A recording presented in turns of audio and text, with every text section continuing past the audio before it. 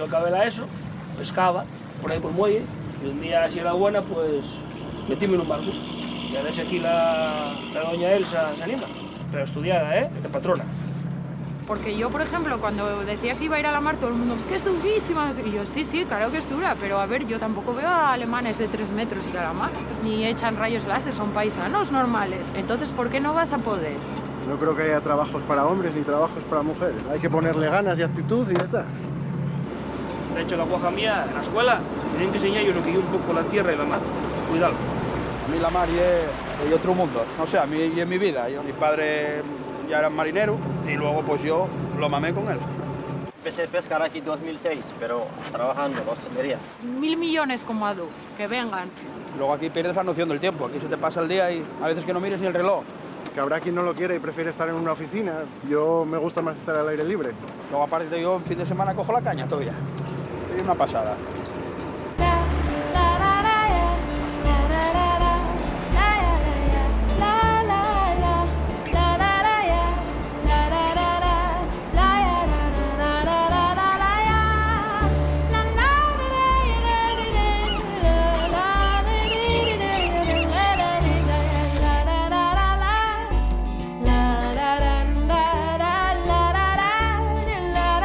Vas a ayudarme, ¿Ya sabes tú?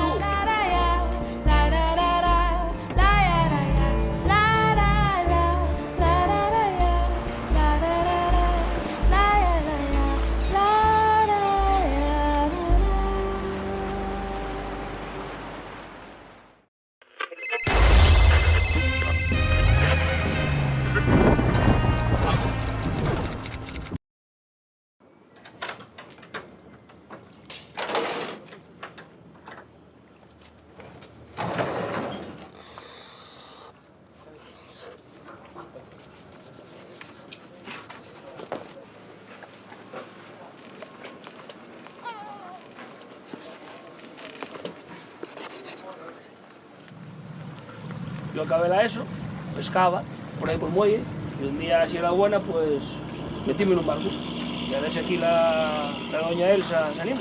Pero estudiada, de patrona. Porque yo, por ejemplo, cuando decía que iba a ir a la mar, todo el mundo, es que es durísima, no sé qué. Y yo, sí, claro que es dura, pero a ver, yo tampoco veo a alemanes de 3 metros ir a la mar, ni echan rayos láser, son paisanos normales. Entonces, ¿por qué no vas a poder? No creo que haya trabajos para hombres ni trabajos para mujeres. Hay que ponerle ganas y actitud y ya está. De hecho, la guaja mía, en la escuela, tienen que enseñar yo lo que yo un poco la tierra y la mar. Cuidado. A mí la mar es otro mundo. No sé, a mí y en mi vida. Mi padre ya era marinero y luego pues yo lo mamé con él. Empecé a pescar aquí en 2006, pero trabajando en la hostelería. 1.000 millones como Adu, que vengan. Luego aquí pierdes la noción del tiempo. Aquí se te pasa el día y a veces que no mires ni el reloj. Que habrá quien no lo quiere y prefiere estar en una oficina. Yo me gusta más estar al aire libre. Luego aparte yo en fin de semana cojo la caña todavía. Es una pasada.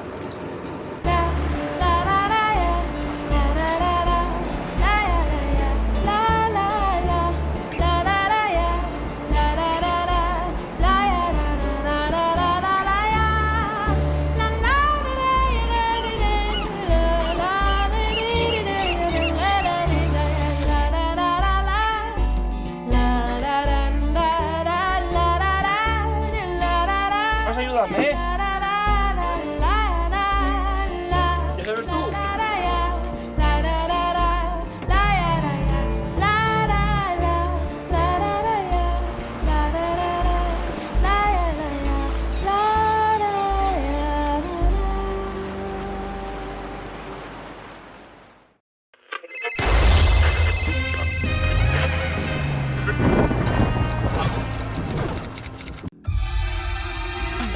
Subimos a lo más alto para llegar hasta ti.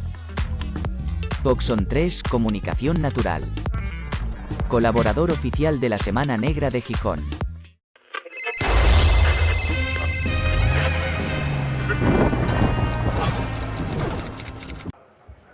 Bueno, pues buenas y calurosas tardes, al menos para Gijón, a todos. Y bienvenidos a esta segunda presentación del Aula Semana Negra, que coordina mi compañero del área de Historia Contemporánea, Rubén Vega, el profesor Rubén Vega, y que se organiza en colaboración con el Vicerrectorado de Extensión Universitaria de la Universidad de Oviedo, con ese objetivo, que a veces no es un objetivo muy presente en la agenda de los profesores universitarios, de devolver a la sociedad civil parte de lo que ésta invierte en nosotros, de abrir un poquito los resultados de nuestra investigación al público. En ocasiones, esta profesión mía pues nos da buenos momentos. No va a ser todo tratar de escaparnos de esa máquina administrativa cada vez más disciplinante en la que se está convirtiendo nuestra universidad. Y creo que este es uno de esos buenos momentos, porque tengo a mi lado, y tengo el placer de presentar a Pablo López Calle, que es profesor titular del Departamento de Sociología Aplicada de la Universidad Complutense de Madrid. Pablo es también, en la misma institución, coordinador del máster en Estudios Avanzados en Trabajo y Empleo. Para todos los que hacemos investigación en el área de trabajo y relaciones laborales, la investigación de Pablo es muy reconocible.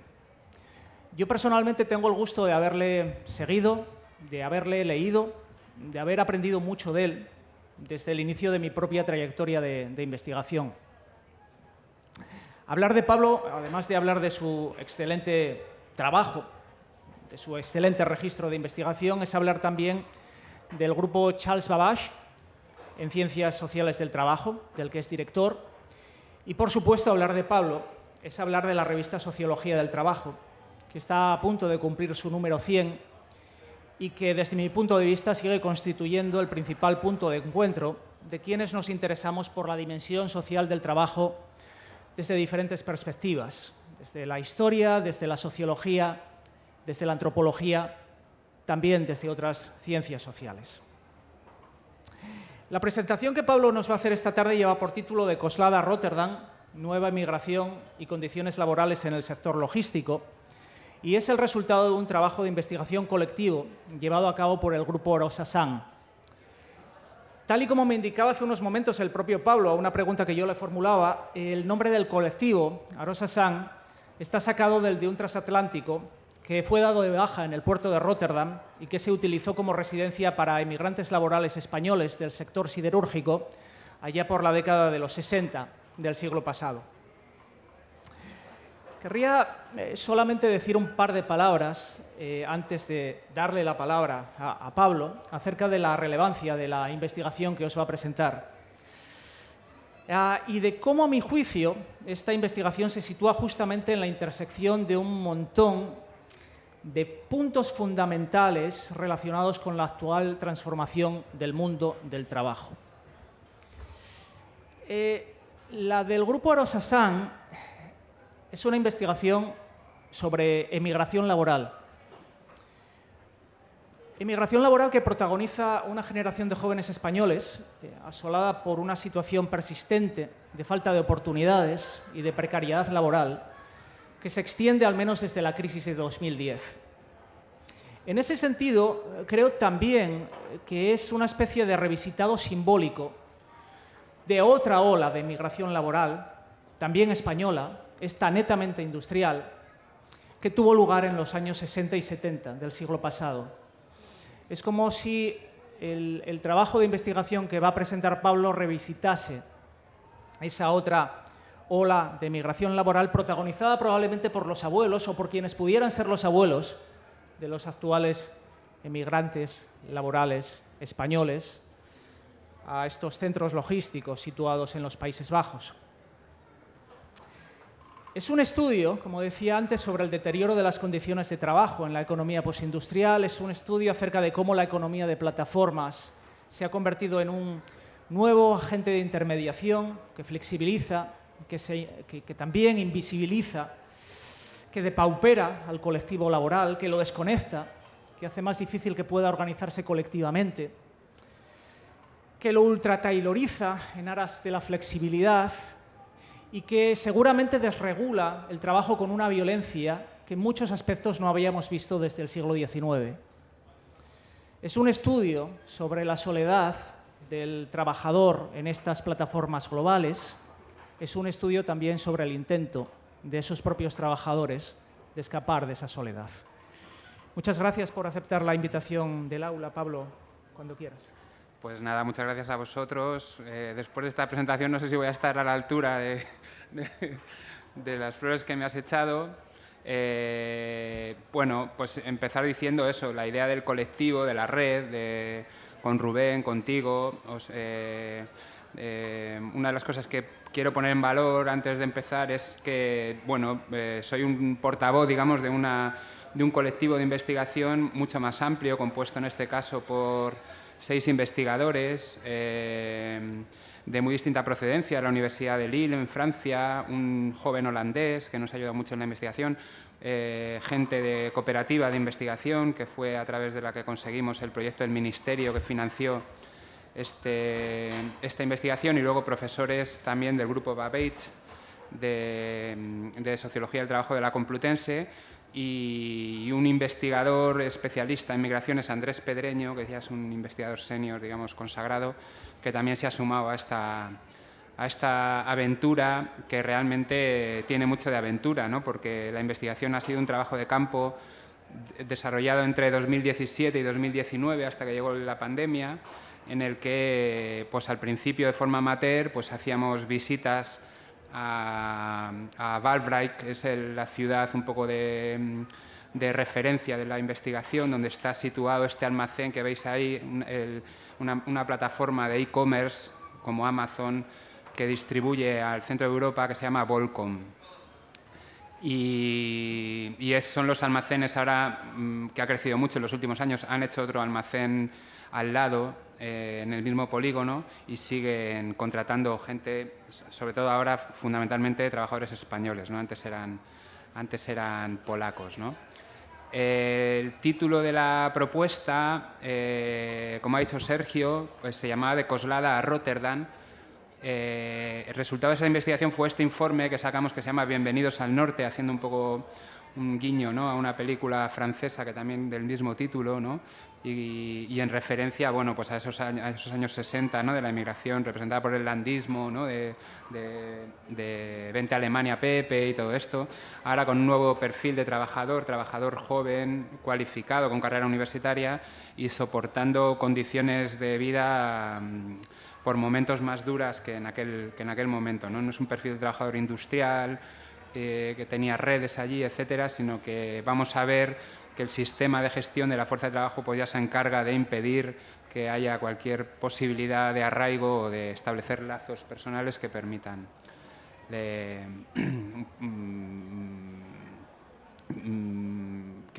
pues eso, la integración de estos trabajadores en la sociedad holandesa, ¿no? Se llama De Coslada a Rotterdam porque esta investigación nace de otra investigación anterior que sacamos en un libro que se llama Ciudad Periferia, en Coslada precisamente, sobre el efecto de la crisis de 2007 en periferias metropolitanas de tradición industrial y que se habían terciarizado. En concreto, Coslada pues, se había convertido en el nodo logístico, el centro de España, el puerto seco, y allí ya observábamos que esta transformación de una sociedad característicamente industrial en una sociedad de servicios, de trabajadores de la logística, con puestos de trabajo más descualificados y cobrando relativamente altos salarios, pero un sector productivo, digamos, muy frágil y muy susceptible, muy sensible, ¿no?, a las crisis económicas, ¿no? En aquella investigación nos habíamos centrado sobre el camionero autónomo de larga distancia como paradigma de esta transformación del modelo productivo español en un modelo de tradición industrial, en un modelo fundamentalmente logístico, en el que la progresiva deslocalización de actividades industriales a países emergentes pues estaba también de alguna manera liberando nueva fuerza de trabajo empleable en estos centros logísticos y en la construcción también, que llegado la crisis de 2007 pues fueron las regiones donde más impactó, ¿no?, la crisis económica y donde más tasas de desempleo había. En esos años estamos haciendo una investigación en Coslada y me voy a adelantar un poco, luego retrocedo. Las únicas ofertas de empleo que nos encontrábamos en los centros de empleo, ayuntamientos, de San Fernando de Henares, toda la periferia sur de Madrid, pues eran estas ofertas para ir a trabajar al extranjero, la mayor parte de las veces avaladas por el Ministerio de Trabajo, ¿no? La red EURES es una red de ámbito europeo que facilita la movilidad de trabajadores de zonas, digamos, deficientes en empleo a zonas donde hay abundancia y que articulan. En la página web del Ministerio podéis ver la red EURES facilita, digamos, esta paradoja que es la salida del país como salida laboral, ¿no? Que era un poco uno de los primeros elementos así de...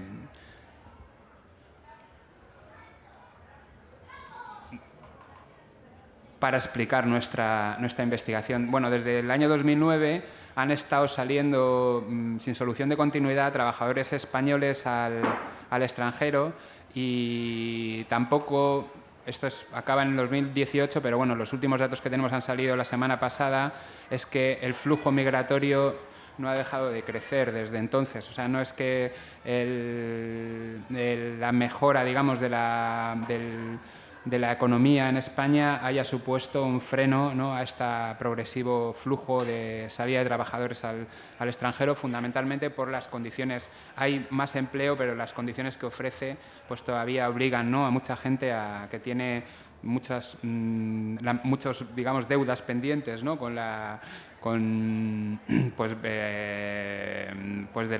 la compra de pisos durante los primeros 2000, de la compra de automóviles, y la mayor parte de los relatos de vida que hemos encontrado pues, arrancan, digamos, de una situación de problemas económicos fundamentalmente ligados con temas de la vivienda, digamos, es un tema central, ¿no?, como resorte, ¿no?, que obliga a muchos de estos jóvenes a salir de España, unido a la falta de empleo, ¿no? Bueno, la investigación comienza con un caso de un joven que habíamos entrevistado en Coslada, ingeniero industrial, que llevaba 2 años en desempleo y en 2017 pues, decide aceptar una oferta de empleo de una de las reclutadoras que trabajan en España, que ofrecen pues, ir a trabajar a Holanda al sector de la logística, ¿no? Un poco... lo que nos contaba este trabajador de las condiciones de trabajo que estaban soportando allí, pues nos motivó a que nosotros, bueno, teníamos relaciones personales, ¿no?, y profesionales con investigadores de la Universidad de Lille, al norte de Francia, está a 1 hora y media de Rotterdam, 2 horas, y entonces aprovechamos pues, un fin de semana para ir a visitar al pueblo de Waalwijk, y allí hicimos las primeras entrevistas durante un fin de semana a unos 20 trabajadores españoles que iban apareciendo por la calle, en viviendas, en otro tipo de residencias que ahora veremos, y que pues casi prácticamente nos obligaron a tener que buscar documentación y sacar algún tipo de informe o de artículo de revista sobre esta situación. Durante esos primeros 3 meses sacamos esa información en la revista de la Fundación 1 de Mayo, que luego publicaría el informe ya final también, y eso nos sirvió para que gente del consulado español en Holanda y la propia delegada de trabajo del Ministerio de Trabajo en Bruselas se pusiera en contacto con nosotros, porque ellos estaban muy preocupados por esta situación. Entonces nos hablaran de que había una convocatoria de investigación, y fue a partir de ahí como pudimos ya hacer una investigación financiada con fondos provenientes del Ministerio de Trabajo. Un poco, si hubiera que resumir así en 2 minutos de qué trata la investigación, en términos de esto, más sociología del trabajo, más de una perspectiva estructural, pues sería como el modelo productivo español que se origina, digamos, industrial en los años 40, en la segunda mitad del franquismo. Llega a los años 60, 70, la entrada de España al mercado común europeo supone la gran llegada de capital internacional, fundamentalmente europeo. Nosotros hemos hecho bastante investigación en la industria del automóvil y se repite ese patrón, ¿no? Llegan las grandes multinacionales y durante los 10 o 20 años que dura el modelo característicamente fordista en España, pues se dedican a externalizar, a fragmentar procesos productivos y externalizar tareas a países emergentes. Simplificando así mucho la tesis, ¿no?, central del estudio, pues es que estas mercancías que se han deslocalizado a otros países ahora llegan por los principales puertos de entrada europeos. Rotterdam es el puerto más importante de Europa, el que tiene mejores instalaciones, el que admite estos grandes barcos de contenedores que llegan de puertos como Taiwán o de China, de países emergentes, con producto manufacturado que son, digamos, los que comúnmente solemos comprar cuando damos un clic en una plataforma como Amazon o Volcom pues realmente están allí ya los productos que estamos comprando, ¿no? El sistema un poco de llegada de estas mercancías, al contrario de lo que podemos suponer, que nosotros, digamos, cuando compramos una mercancía en el portal de cualquiera de estas plataformas, se empieza a enviar, digamos, esa mercancía de los países del este, de los países estos emergentes. No es así. Estos productos ya están en estos almacenes. Y solo cuando llegan a estos almacenes aparecen en la plataforma que estamos comprando, ¿no? Con esto se consigue que en plazos de 24 horas poner un ítem, uno de estos productos, en un radio de 500 kilómetros del puerto de Rotterdam, ¿no? Lo que nosotros hemos investigado es justamente el trabajador, el flex worker o el llamado picker, ¿no?, que trabaja en estos almacenes para hacer eso posible, ¿no? Que en 24 horas tú puedas tener cualquier producto que compres en esa plataforma, que son de amplio espectro, podemos decir, en tu casa, ¿no? Todo el sistema está organizado para conseguir, digamos, esos plazos tan ajustados de tiempo, ¿no? Y eso, por una parte, requiere un sistema de organización del trabajo muy racional y muy eficiente en los almacenes, pero también un tipo de trabajador, un sistema de gestión de recursos humanos también muy particular, ¿no?, que fundamentalmente se basa en la posibilidad de tener un trabajador disponible en tiempo real para llamarlo a trabajar en 2 horas y ponerlo en el tajo para poder resolver, digamos, los picos de demanda que producen, no solo que caracterizan, sino también que producen estas plataformas a través de algoritmos, ¿no?, de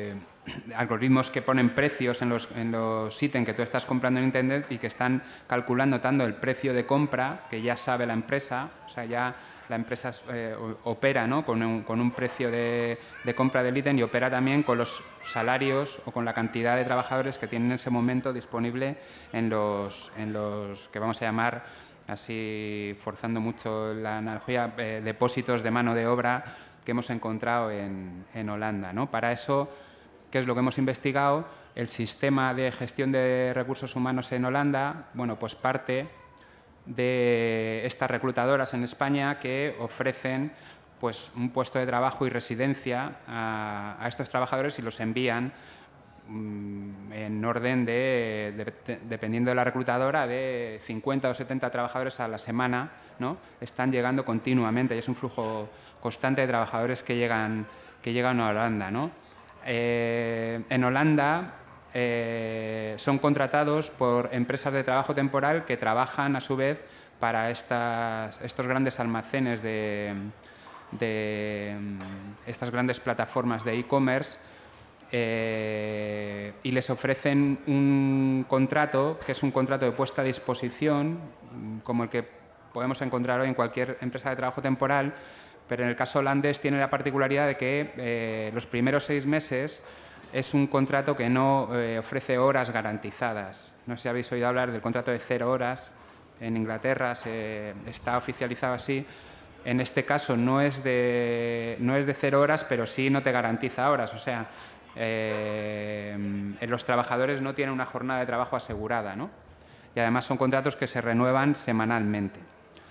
El tipo de residencia que tienen en general la mayoría son, en alguna imagen salen ahora, bueno, esta es una residencia típica de uno de estos trabajadores, son en camas compartidas en bungalow de camping o residencias vacacionales que en invierno, ¿no?, se destinan a alojar este tipo de fuerza de trabajo, por el cual pagan 100 euros a la semana, 400 euros al mes.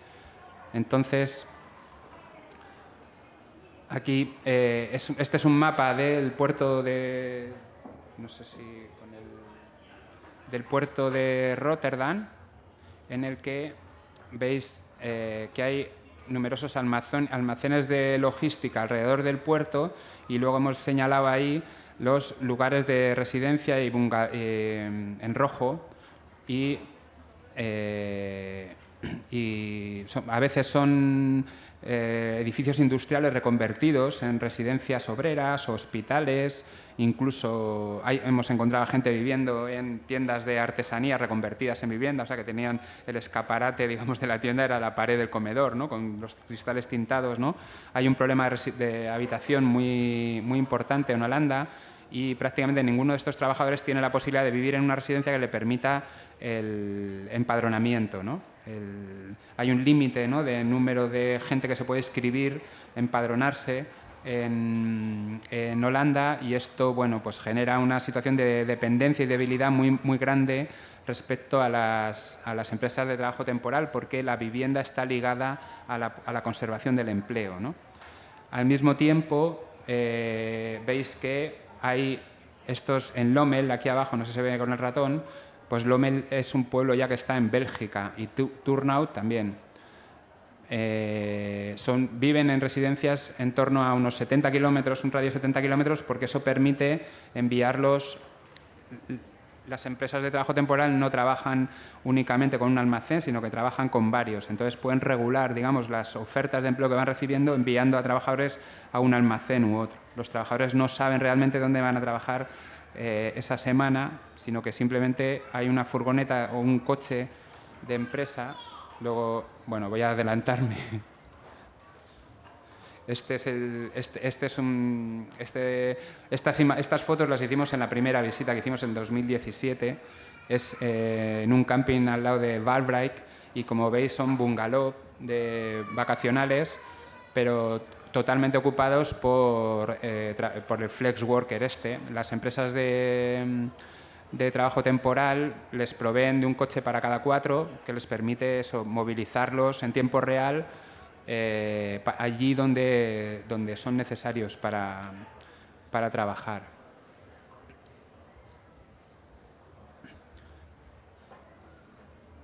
Bueno, aquí veis un poco, otra vez, el mapa de las localizaciones y de los camping donde hemos identificado que viven trabajadores. Bueno, como os decía, estas son el tipo de ofertas de trabajo disponibles en Internet, que incluso hay presentaciones en institutos y en centros culturales, ¿no?, de este tipo de empresas de reclutamiento que cobran, digamos, por cantidad de gente que envían a Holanda, ¿no? Para las empresas de trabajo temporal, estos trabajadores no les cuestan nada, porque no les han contratado todavía, ni siquiera para la plataforma que los contrata luego realmente, ¿no?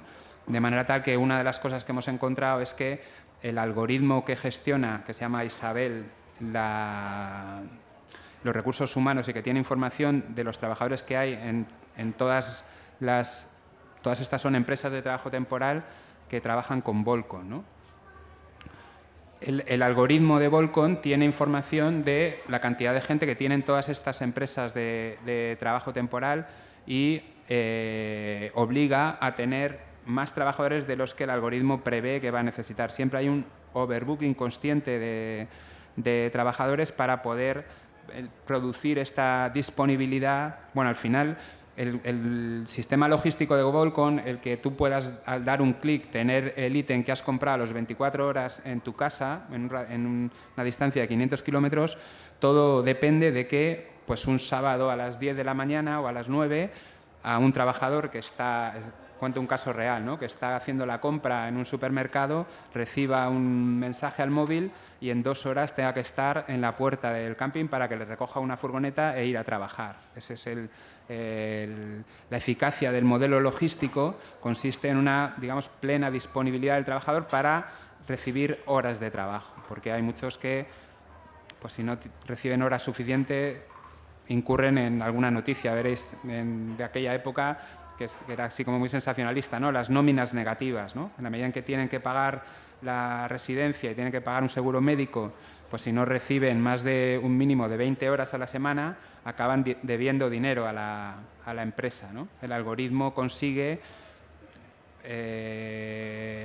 nosotros, bueno, hemos luego trabajado en esta cuestión, leyendo bastantes cosas, cómo funcionan los algoritmos y tal, pues una especie de irracionalidad calculada que genera un contexto de arbitrariedad de alta vulnerabilidad que consigue eso, que los trabajadores estén permanentemente pendientes. Aquí tenemos algún pantallazo de la aplicación móvil que tiene cada trabajador, donde, bueno, aquí veréis, no se ve muy bien, pero ven en los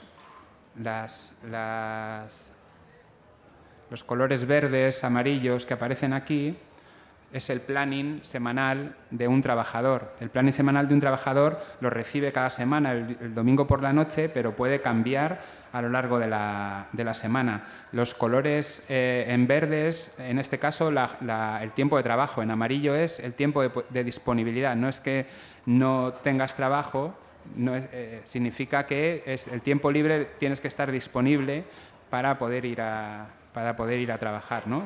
Es un sistema que impide cualquier tipo de actividad social o deportiva o de quedar o de hacer turismo, porque en cualquier momento puedes ser llamado para trabajar en la empresa, ¿no? Insistimos mucho en este nuevo, decía Sergio, ¿no? El paradigma, digamos, consideramos esto que es un laboratorio, nos solemos referir a Rotterdam como el corazón de la bestia, bueno, un poco el paradigma del nuevo trabajador, que es un trabajador totalmente nuevo, ¿no? En términos de sujeto asociado a este modelo logístico en el que lo esencial no es tanto ya la cualificación, sino la disponibilidad, ¿no? En la medida en que la cualificación, en última instancia, provee de recursos de poder a los trabajadores, poder, ya una vez allí, encontrar un trabajo directamente, ¿no?, con las empresas, o cambiar de empresa de trabajo temporal, o incluso decir, bueno, todo el sistema evalúa los ratios de productividad de los trabajadores, evalúa las skills, que se llaman lo que saben hacer y lo que no, evalúa la puntualidad. En los camping tiene un sistema como en las viejas empresas de las colonias industriales, ¿no?, de vigilancia interna, que por ejemplo lo utilizan para despedir y poner sanciones a los trabajadores si la vigilancia tiene capacidad de entrar a las habitaciones, y si ve la cama sin hacer o ve la cama, ya puede poner un warning, que lo llaman, ¿no? Y eso, a los 3 warnings, puede ser utilizado para despedir a los trabajadores. Generar una relación de dependencia, de vulnerabilidad, en la que se consigue que la actitud, digamos, la orientación al tajo, la orientación al empleo, que es un problema clásico managerial de la gerencia, pues sea muy eficiente, ¿no? Muy eficiente. El flex worker hace básicamente un trabajo de picker, que es el trabajador que pasa con un carrito por todas las estanterías del almacén recogiendo ítems. Suele hacer tres recogidas, digamos, en una mañana, suele tardar hora o 2 horas recorriendo llenando un carrito. Ese carrito está compuesto de ítems reunidos en función de una localización. O sea, ya en ese carrito van todos los ítems, que son muy variados, y además en las estanterías del almacén no están, digamos, ordenados como solemos pensar nosotros, aquí yo que sé, aquí los zumos, aquí los productos de limpieza, aquí las bicis y tal, sino que el algoritmo ya junta, digamos, los componentes más o menos en función de la memoria que tiene de los paquetes que se han conformado para determinada localización, ¿no? Es un... y en eso se consigue que en plazos muy cortos este trabajador flex, que además es un trabajo que no requiere mucha cualificación porque está muy controlado, todo por códigos de barras, no te puedes equivocar, pues se consigue ese sistema de alta flexibilidad. Mi intención era contaros un poco así resumidamente y quizás un poco atribuladamente la investigación, los resultados principales para, pues si queréis abrir un espacio de preguntas o de debates o de cuestiones o de comentarios, ¿no? que tengáis acerca de esta investigación, y si no, pues sigo con el rollo, porque después de la pandemia estamos ahora en otra localización holandesa también haciendo un trabajo parecido sobre otro sector, el agroalimentario, una empresa de zumos murciana que se ha ido allí con trabajadores desplazados también a trabajar allí desde el año 2014. No, bueno, si alguien quiere intervenir...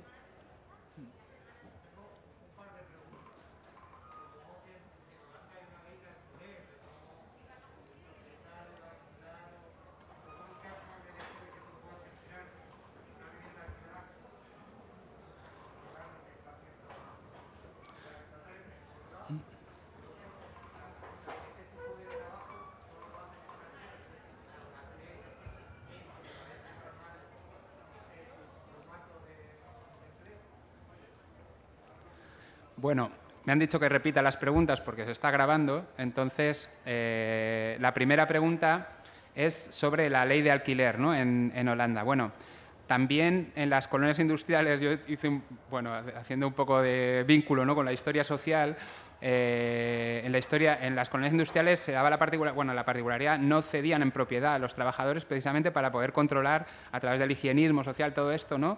Lo que pasaba dentro de las casas. En este caso son camping, que estos trabajadores no tienen dirección. O sea, una de las cosas que supone el estar alquilado en un camping es que estás itinerante, ¿no? De hecho, muchos trabajadores, para conseguir el BSN, que es el permiso de trabajo, les dicen que los ayuntamientos digan que no van a estar más de 3 meses, a pesar de que luego están más, ¿no?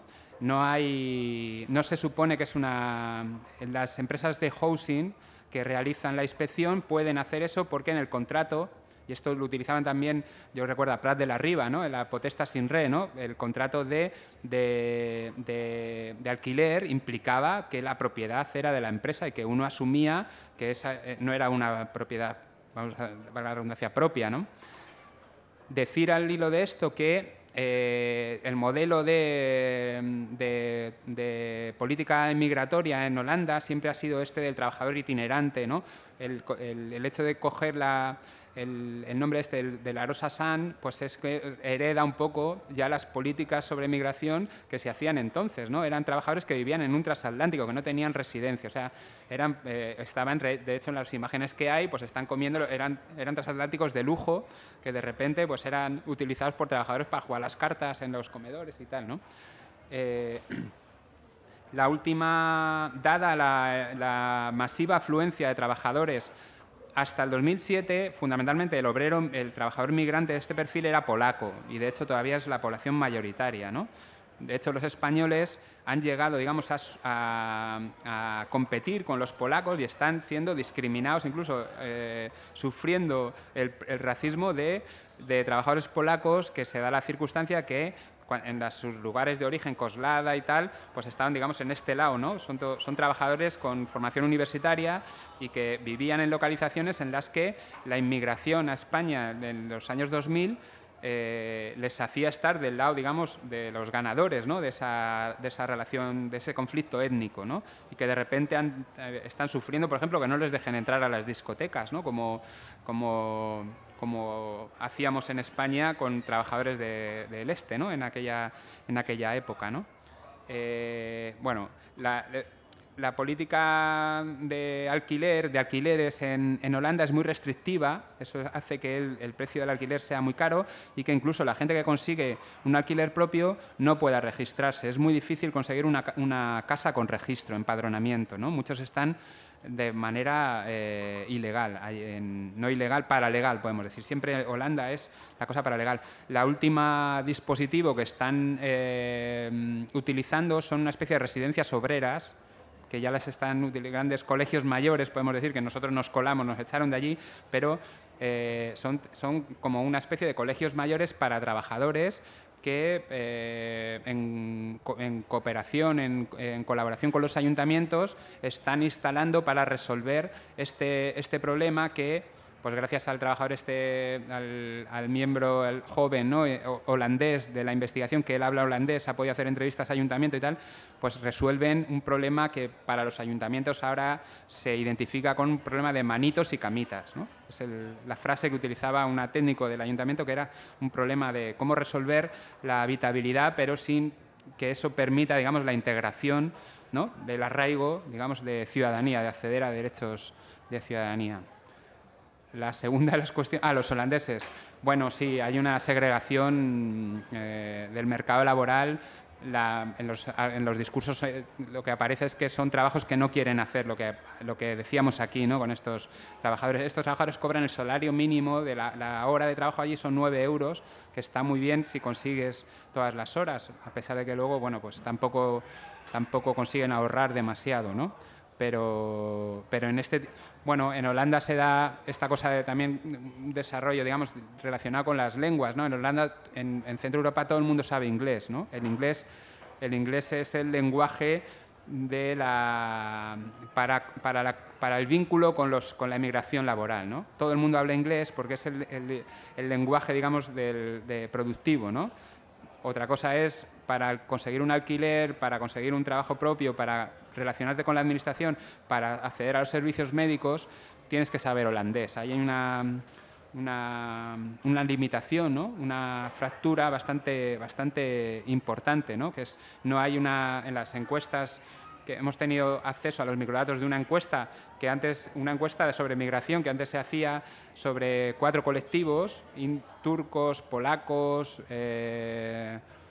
creo que indios y otro más, no recuerdo, y que la última ya es el cuarto colectivo sobre españoles, ¿no? Ya se ha hecho a españoles. En esa encuesta lo que aparece es que no hay un, digamos, racismo evidente, ¿no?, y directo y explícito, pero sí que, por ejemplo, el tema del idioma es una barrera esencial para la integración. Nunca se van a poder integrar porque el holandés es un idioma muy difícil, es el idioma de los contratos suyos de trabajo, realmente los tienen en holandés, no saben, digamos, lo que están firmando, ¿no?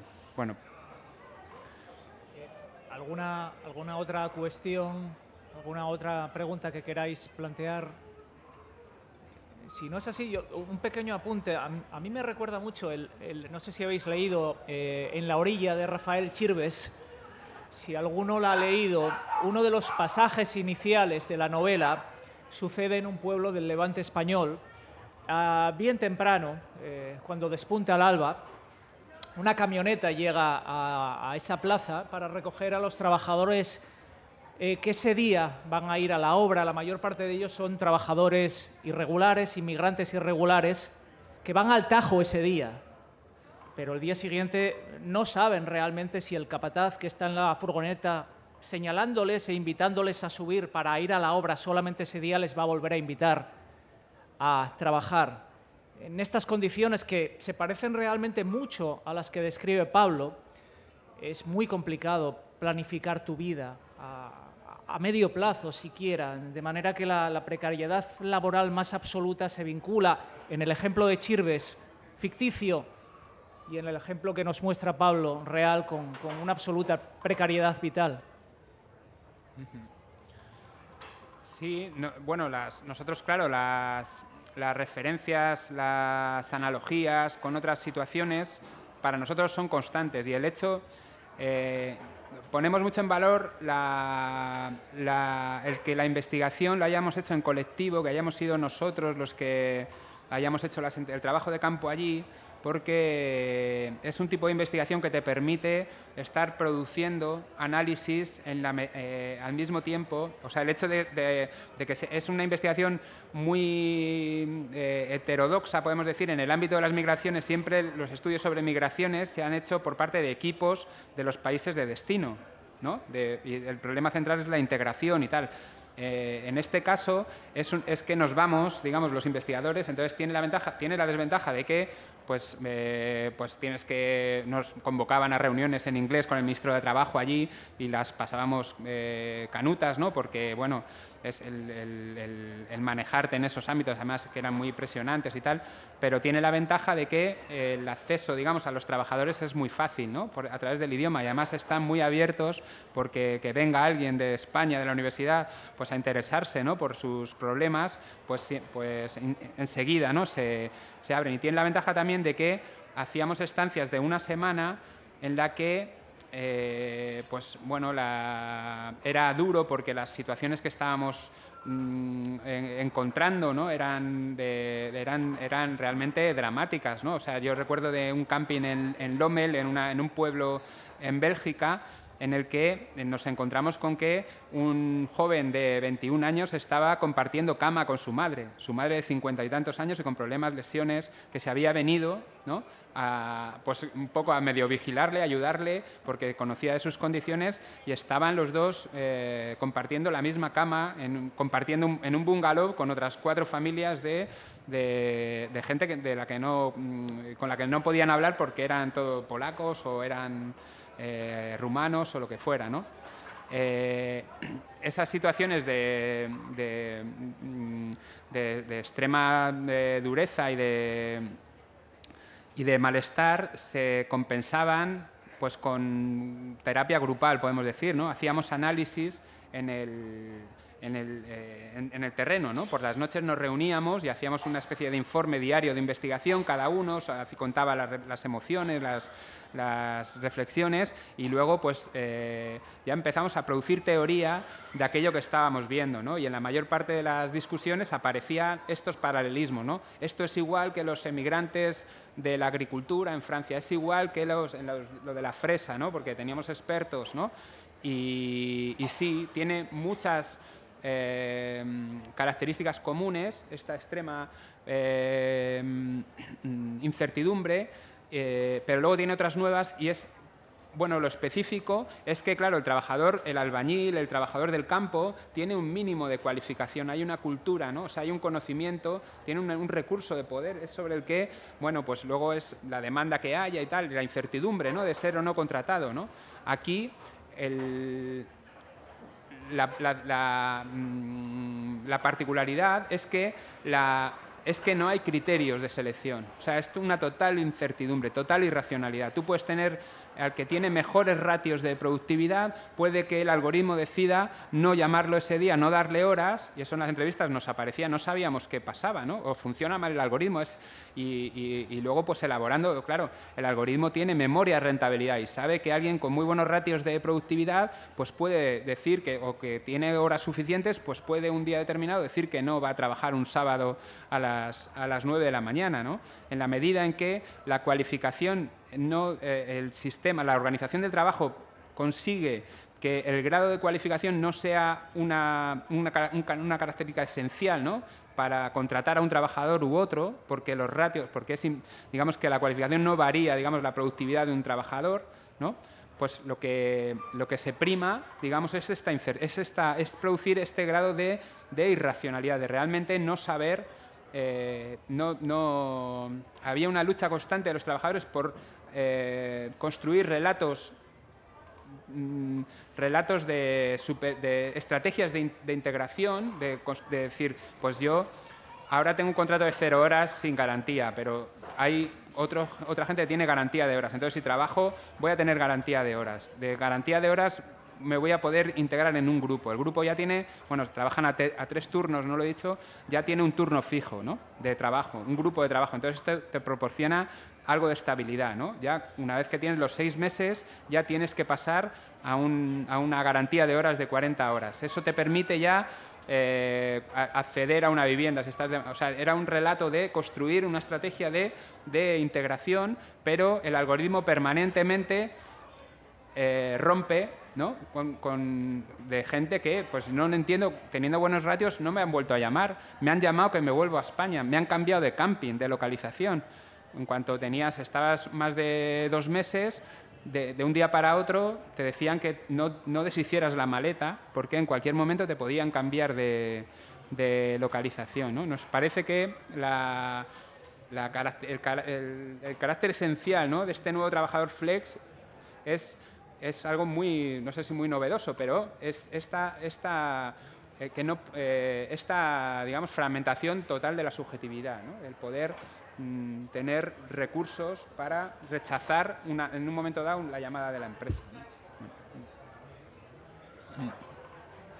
¿Alguna otra cuestión, algún otro comentario o pregunta que querráis plantear?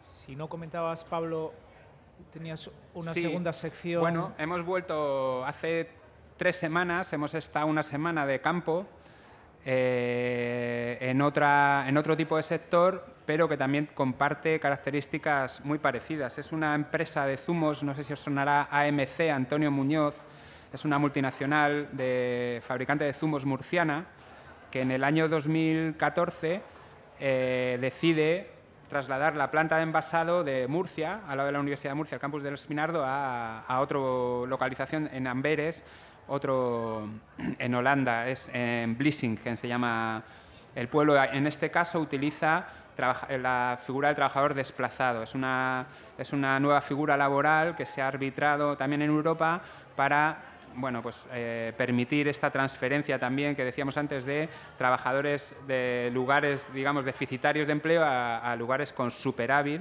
que permite que con las condiciones de trabajo del país de origen una empresa pueda llevarse a trabajadores a otra localización, ¿no?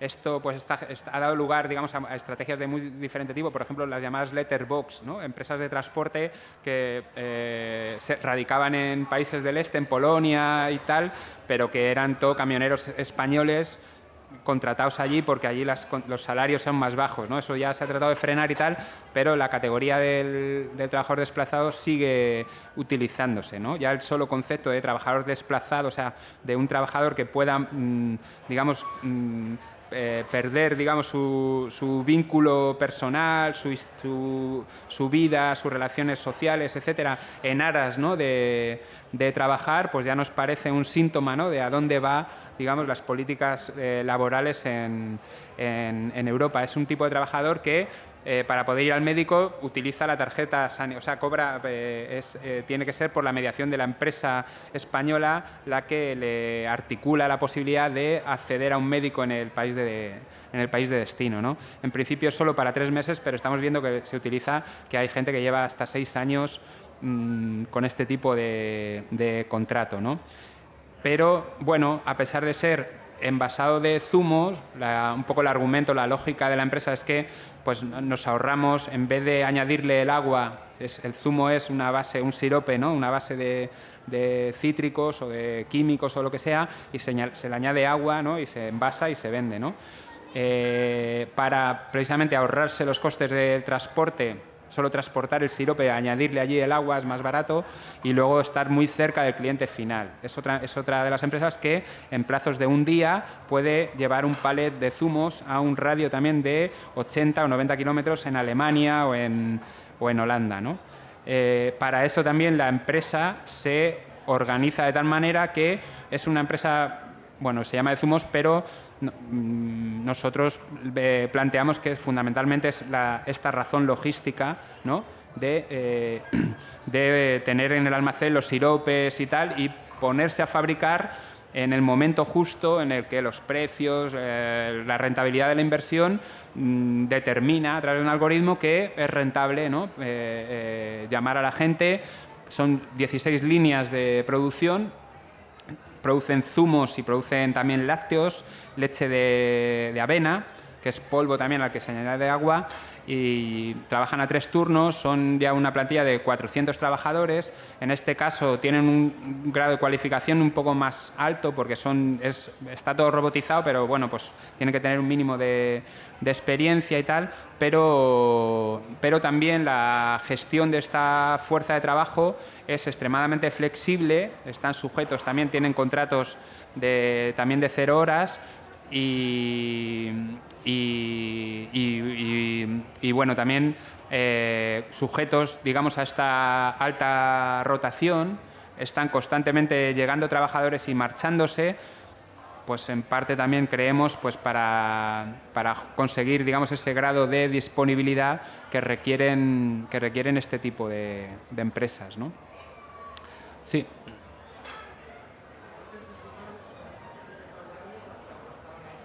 No te escucho. Si puedes quizás levantarte, sí. Al menos.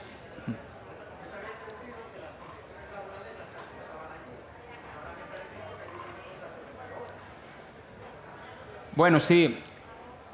Hay contratos, o sea, tienen algunos empresas, o sea, son contratados. Bueno, es que no sé si habéis oído hablar de Terra Fecundis.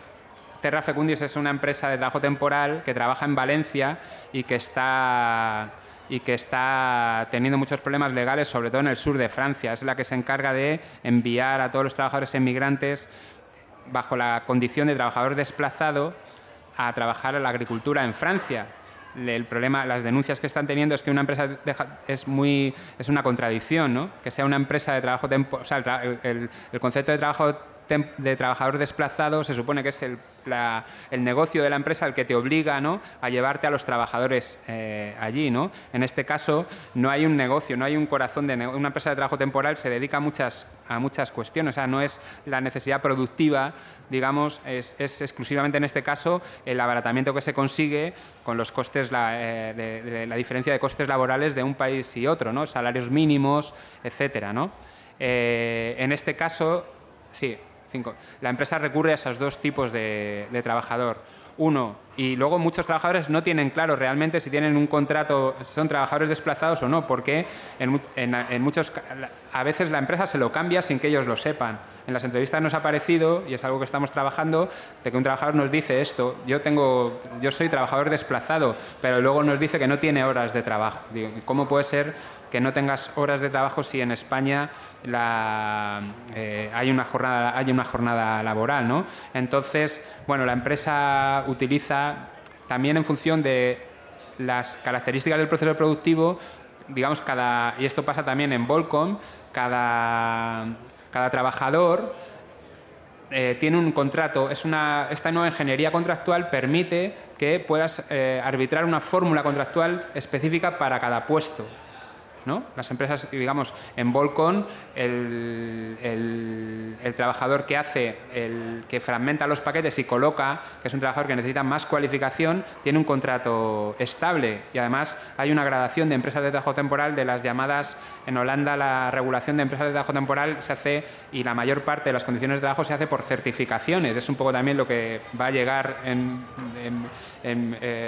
un momento a otro también a España. No son regulaciones laborales fijadas en un estatuto, sino que son convenios entre empresas y trabajadores que certifican condiciones de trabajo en un sector determinado. Allí funciona así. Entonces, ahí hay una gradación de empresas de trabajo temporal de las mejores condiciones proveen, con certificaciones A, etcétera, y las empresas que se llaman, en el argot que hablaban el Ministerio de Trabajo y tal, de las empresas más molestas para ellos, llamaban las empresas que trabajan en la zona gris, ¿no? Que eran las que había que regular y tal, ¿no?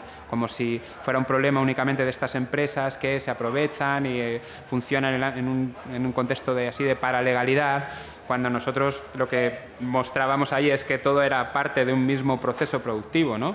De que las empresas que hacían ese trabajo sucio eran las que contrataban a este trabajador flex, ¿no?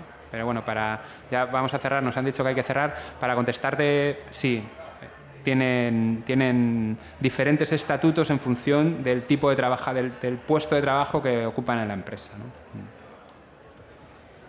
Bueno, pues Si no hay ningún comentario rápido más, creo que podemos quizás cerrar aquí. Muchas gracias por vuestra asistencia y esperamos que haya sido de vuestro interés la charla de Pablo. Del mío, por supuesto, ha sido de mucho interés.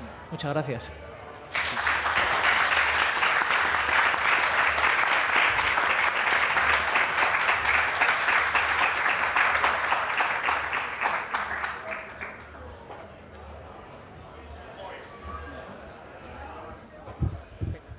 Nada.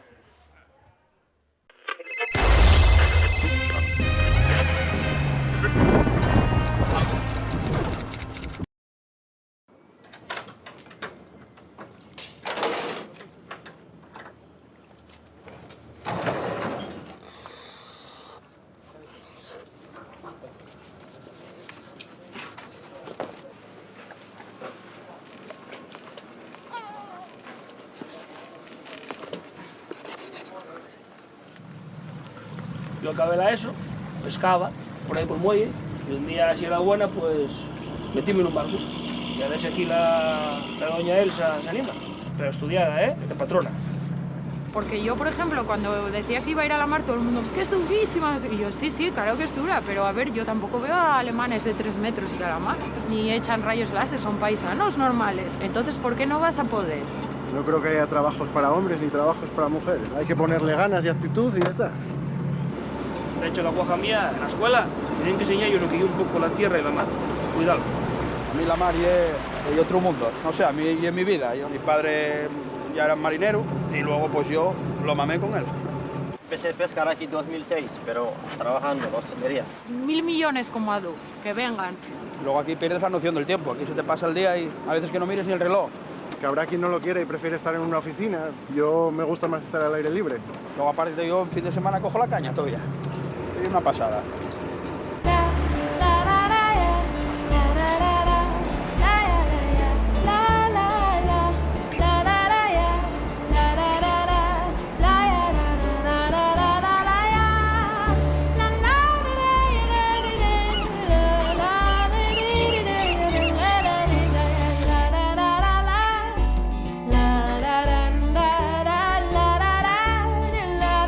Vas a ayudarme,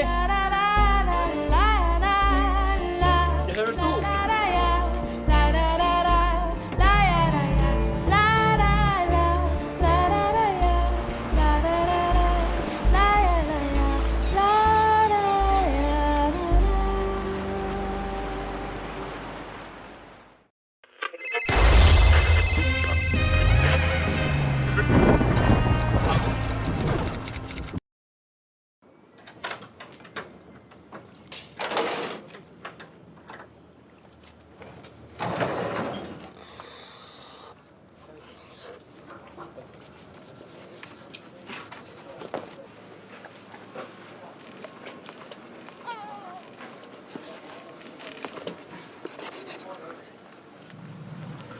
Yo acabé la ESO, pescaba por ahí por el muelle, y un día, si era buena, pues metíme en un barco. Y a ver si aquí la doña Elsa se anima.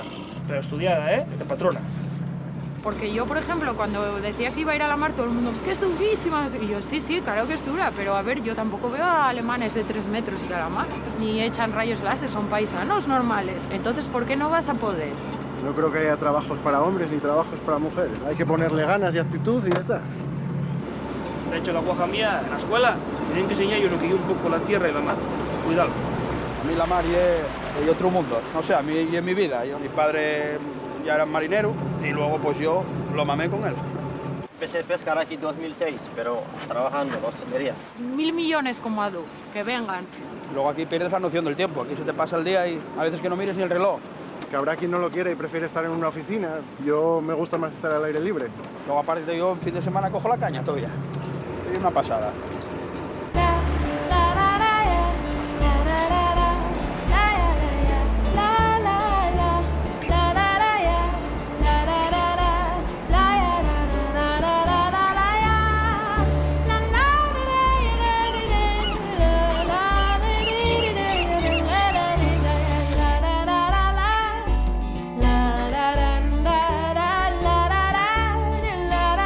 Vas a ayudarme,